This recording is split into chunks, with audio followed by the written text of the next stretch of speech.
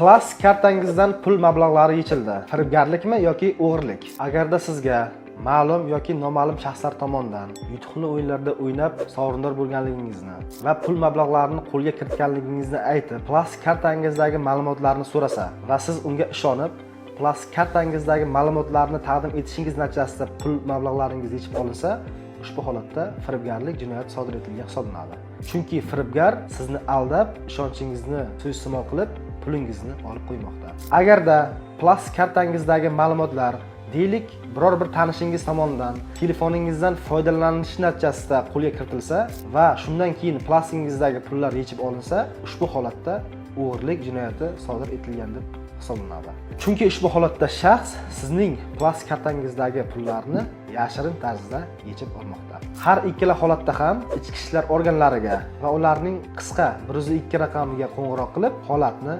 rasmiylashtiring. Unutmang, plastik kartangizdagi ma'lumotlarni hech kimga, hattoki u bank xodimiman deb tanishtirsa ham taqdim qilmang.